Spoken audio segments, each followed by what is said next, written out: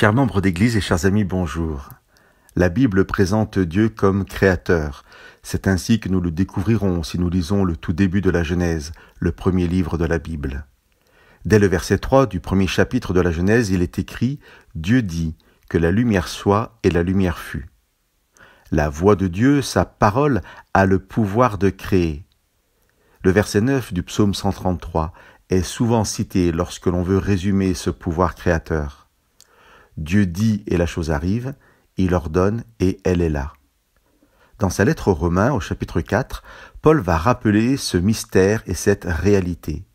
Je vous lis le verset 17. « Dieu est celui qui fait vivre les morts et qui appelle à l'existence ce qui n'existe pas. » Paul rappelle ici que le pouvoir créateur de Dieu est donc un pouvoir de création à partir de rien. Dieu appelle à l'existence ce qui n'existe pas, mais aussi un pouvoir de recréation. Dieu fait vivre les morts. S'il est attesté dans la Bible que Dieu ressuscite effectivement les morts, Paul parle en fait ici d'un épisode de l'histoire d'Abraham, personnage de l'Ancien Testament. Dieu promet un enfant à Abraham et Sarah son épouse. Le problème est qu'Abraham et Sarah sont très âgés et dans l'incapacité physiologique d'avoir des enfants. Paul dira donc que le corps de l'un et de l'autre était déjà atteint par la mort. Abraham est bien conscient de sa situation et de celle de son épouse, et pourtant, quand Dieu va lui promettre une descendance, Abraham va croire Dieu. Je vous lis les versets 18 à 22 du chapitre 4 de Romains. Espérant contre toute espérance, Abraham crut.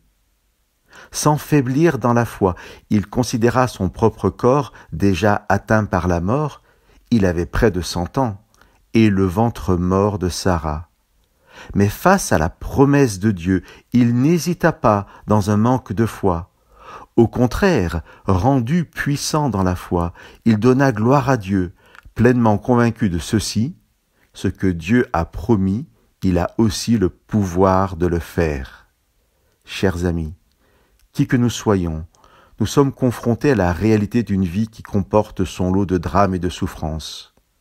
Bien entendu, nous ne pouvons pas réduire notre vie à cela, mais personne sur cette terre n'est épargné par la maladie, la mort, la souffrance et une forme ou une autre de stérilité. Or, toute la Bible est semée de promesses de Dieu et de l'assurance qu'il est possible de vivre dès aujourd'hui dans la paix et la joie de Dieu. Ce que la lettre de Paul aux Romains soulignera principalement est la promesse d'un salut gratuit par Jésus-Christ, d'un salut manifestation de la grâce de Dieu et source de paix et de joie. Chers amis, je vous laisse avec le verset 23 du chapitre 6 de Romains. Le don de la grâce, le don de Dieu, c'est la vie éternelle en Jésus-Christ notre Seigneur. Que Dieu vous bénisse.